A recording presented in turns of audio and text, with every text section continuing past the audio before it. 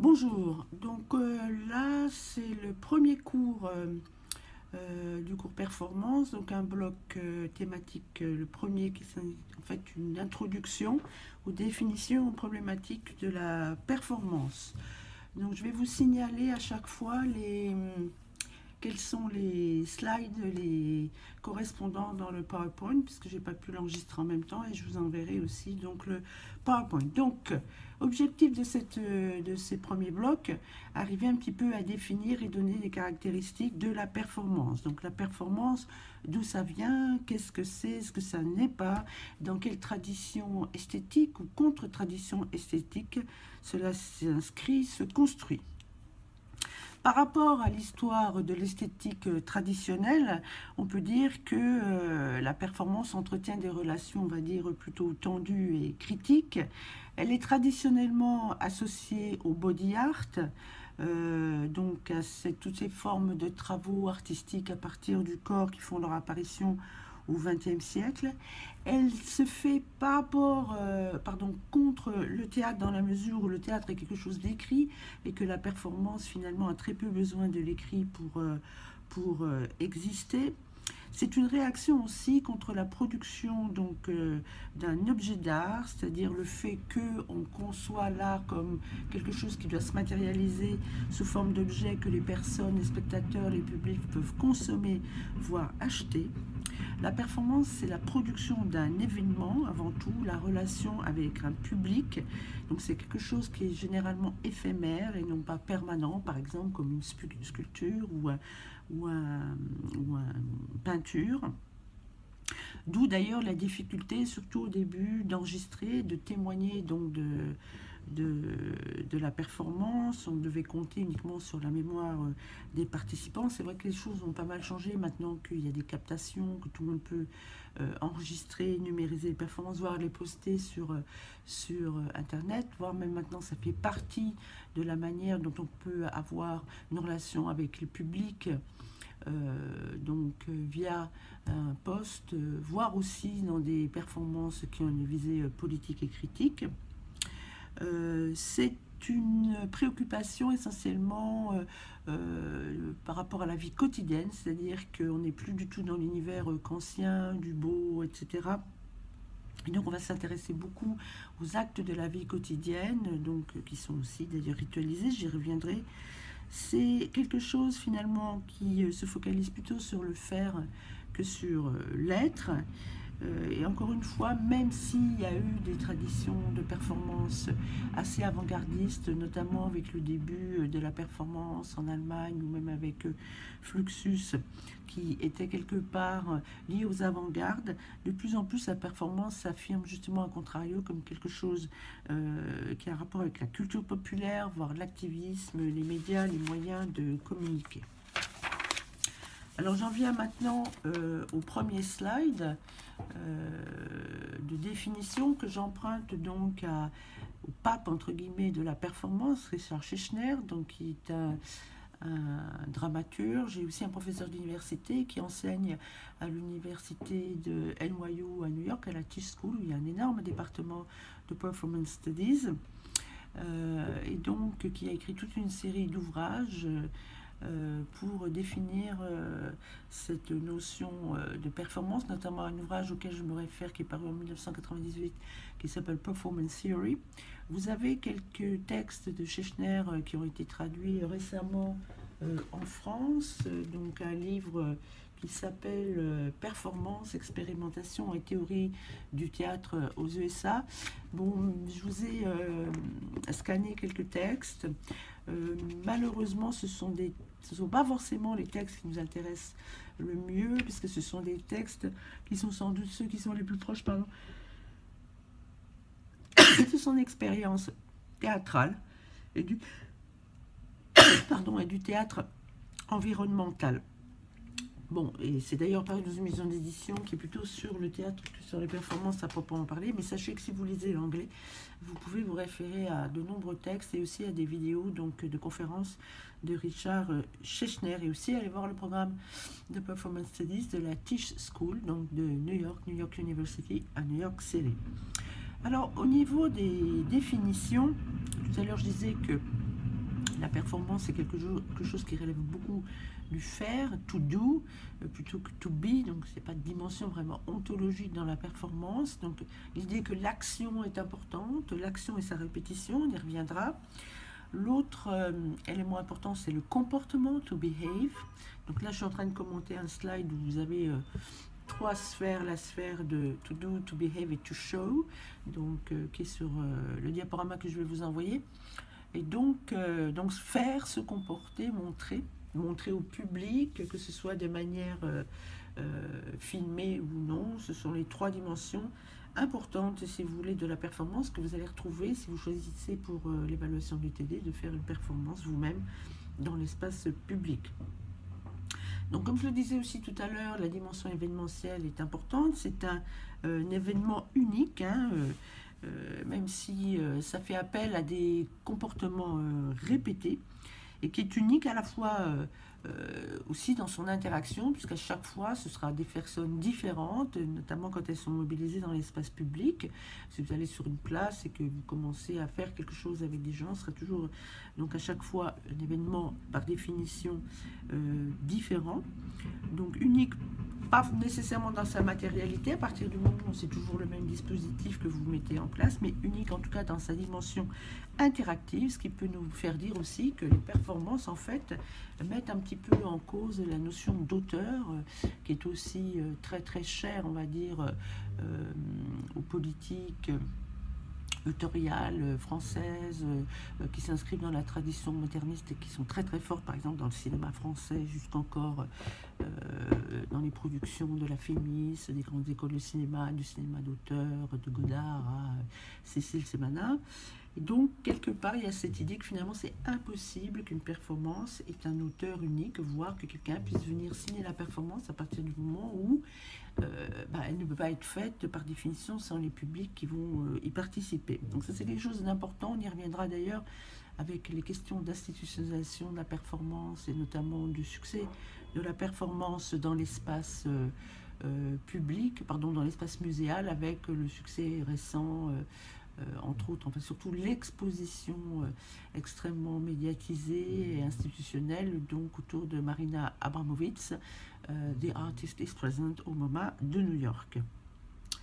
Alors en fait, justement, si on commence à se demander ce que peuvent être les événements répétés, caractéristiques, on les connaît tous, hein, ça peut être aussi bien le fait de faire la cuisine, de socialiser, de vivre en général. On retrouve également tout ce qui fait partie donc, des arts, du divertissement, des sports, mais aussi le business, le sexe, les rituels, qu'ils soient sacrés ou non, religieux ou non, etc. etc. On a pu dire justement, et c'est d'ailleurs non pas une des définitions, mais je trouve un slogan intéressant que l'on retrouve, enfin qui est commenté par Richard Schechner, que la performance est partout, performance is everywhere. Donc là, vous avez un deuxième slide où vous avez un schéma fait par Schechner qui s'appelle le fan, l'éventail, et où justement il montre que la performance fait aussi bien partie des rythmes, des cérémonies, du chamanisme, j'essaye de lire du jeu, de la ritualisation, dans la vie quotidienne, les sports, encore une fois, le divertissement, etc. Donc toute action, quelque part, hein, peut être considérée comme une performance, mais selon les cultures, évidemment, les contextes, certaines actions, plutôt que d'autres, on va avoir un statut marqué comme tel, ou un statut, justement, très ritualisé, voire sacralisé. Bon, par exemple, un discours présidentiel, c'est une performance, ou le fait pour un président de prendre ses fonctions, donc pensez notamment aux cérémonies d'investiture, par exemple aux États-Unis. C'est une performance ritualisée comme telle, mais aussi bien la messe, aussi bien d'autres rituels religieux. Donc, le performeur, quelque part, donc, c'est celui qui, et donc à ce titre-là, nous sommes aussi des performeurs, fait des choses, pose des actes, selon finalement un certain plan. On ne peut pas faire n'importe quoi, n'importe comment, même quand on téléphone, même quand justement on jure qu'on va devenir un excellent président de la République. Donc, il y a des codes, il y a un scénario, que cela soit conscient ou pas. J'en viens maintenant au troisième. Alors, il y a un autre slide, la performance est partout dans le diaporama, donc qui la situe aussi bien dans la préhistoire, le chamanisme, mais aussi le théâtre en Afrique, en Asie, en Euro-Amérique, dans le théâtre européen, dans le théâtre contemporain, mais aussi bien dans tout ce qui est psychothérapie ou thérapie qui sont basées sur le corps ou sur l'échange, sur l'interaction. Des rituels, la performance dans la vie quotidienne, aussi la résolution de certaines crises qui peut passer par des rituels, des formes, on va dire, codifiées. Maintenant, j'en viens aux caractéristiques de la performance. Donc, encore une fois, aussi bien dans le jeu, le sport, le théâtre, le rituel. Qu'est-ce qu'ont toutes ces activités finalement en commun du point de vue de la performance, qui est le point de vue qui nous intéresse? Première chose, une organisation du temps. C'est-à-dire, je vais revenir un petit peu en détail sur ces choses. Un rapport particulier aux objets, l'absence de productivité, des règles, des codes et un rapport à l'espace. Alors, je viens au temps. Trois types de temps, j'en parlais tout à l'heure. Vous avez la temporalité de l'événement, donc une activité qui comprend plusieurs étapes qui doivent être franchies dans un certain ordre, quel que soit d'ailleurs le temps que ça peut prendre. Un temps limité, bon, c'est l'exemple du jeu, d'un match de foot par exemple. Vous avez une limite dans le temps qui est arbitraire, qui est imposée. Dans les films de suspense aussi, dans la série qui s'appelait 48 heures chrono aussi. Donc vous avez là une codification par le temps. Il y a aussi le temps symbolique qui n'est pas finalement le temps très utilisé dans la performance, mais qu'on connaît bien, par exemple tout ce qui est le temps cosmique, la question de la fin du monde, la question justement de l'éternité dans les religions, etc., etc. Donc si on confronte ces trois types de temps aux formes théâtrales et aux formes performatives pour voir un petit peu la différence, par exemple le théâtre orthodoxe, le théâtre qu'on voit encore beaucoup dans les théâtres ou à la Comédie Française par exemple, ou les scènes nationales même, est un temps qui, enfin le théâtre disons orthodoxe, utilise beaucoup le temps symbolique. Regardez les pièces de Shakespeare, quelle que soit leur mise en scène par ailleurs, mais aussi les pièces du théâtre, on va dire le canon classique français ou les pièces du corpus classique, antique, etc.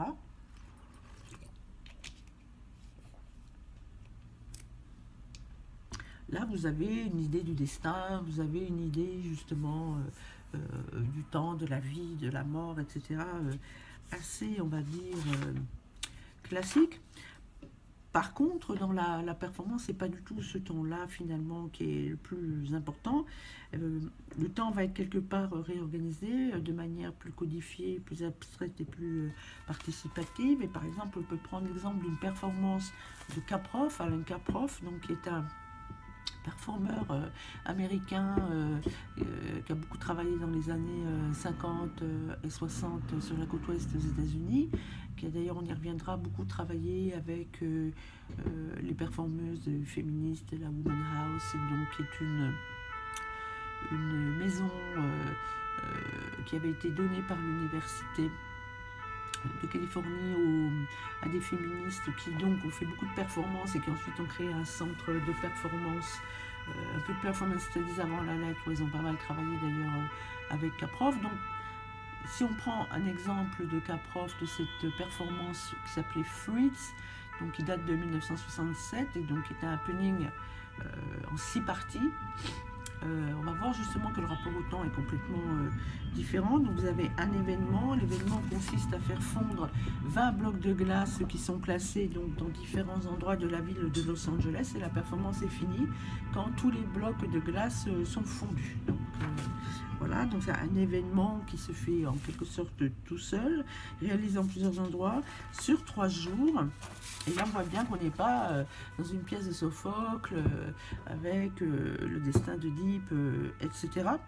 C'est vrai que le théâtre orthodoxe en général a une pratique finalement de la représentation, enfin se fonde sur la représentation un petit peu mimétique, hein, l'idée d'avoir des scènes, des costumes, de reproduire la vie ou de la représenter.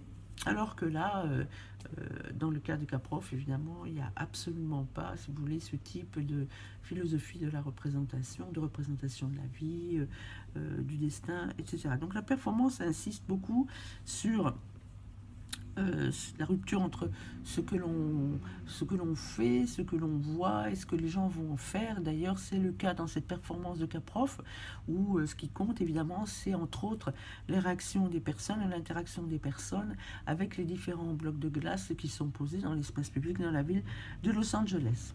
Donc j'en viens maintenant au rapport aux objets. Les objets sont assez présents hein, dans les performances et ont généralement une autre valeur que la valeur fonctionnelle, leur valeur fonctionnelle ou une valeur commerciale. Et donc, on verra aussi, à travers des exemples précis, quel rôle on peut faire juger. Par exemple, je ne sais pas, une batterie de cuisine dans la performance de Martha Rosler, par exemple. Donc, je disais tout à l'heure, pas vraiment de conception de la représentation mimétique, etc. Et d'ailleurs, ça se voit dans le désintérêt affiché de la performance et des performeurs pour les costumes. Par exemple, on ne verra jamais, enfin, très rarement dans une performance, des costumes avec une intention historique. Par exemple, par contre, le corps est au centre de la performance, le corps de l'acteur. Encore une fois, et aussi sa vie quotidienne et tout ce qu'on peut faire avec le corps, et notamment le corps nu et les fluides, les sécrétions corporelles, etc.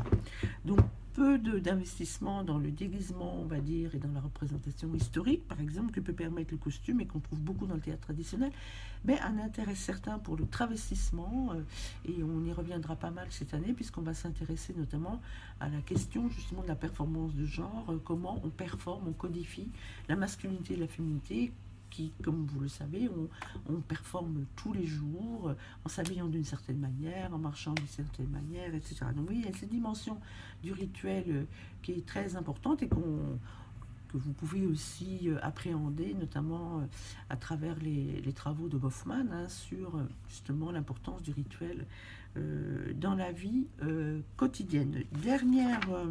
Avant-dernière caractéristique de la performance, les règles. Donc les règles, évidemment, elles peuvent changer, elles sont créées par le performeur, qui va les formuler sous forme de consignes aux participants. Elle s'applique à tous les acteurs. Alors encore une fois, ce sont des règles qu'on retrouve, je ne sais pas, dans le sport, la Formule 1, la télévision, le théâtre, etc. Elles sont importantes dans la performance, qu'elles vont permettre justement de dessiner un espace-temps, de bien délimiter, qui va faire la frontière entre l'activité quotidienne ou l'activité habituelle et l'activité, enfin le dehors en quelque sorte, et la performance. Enfin, dernière caractéristique très importante pour vous aussi, quand vous vous occuperez de faire des performances, l'espace. C'est-à-dire que la performance a un rapport à l'espace différent, et d'ailleurs elle investit des types d'espaces qui ne sont pas ceux du théâtre traditionnel qu'on connaît avec les salles de spectacle, la scène à l'italienne, même quand celle-ci est déconstruite, les églises, les théâtres, les galeries d'art, les musées. Quand il y a un investissement de ce genre de lieu artistique, c'est plutôt ironique, et on verra notamment que l'espace public et la rue en particulier est l'un des lieux d'intervention de la performance favori des performeurs, et on verra pourquoi. Ces lieux sont utilisés pendant une partie de la journée, pardon, les lieux du théâtre traditionnel sont très très codifiés au sens où bon, vous avez le temps du spectacle, le temps de la répétition, etc. C'est pas le cas dans la performance qui peut se produire un petit peu n'importe où, n'importe quand. Des endroits aussi où la relation avec le groupe peut être facilitée. Donc c'est clair que le théâtre traditionnel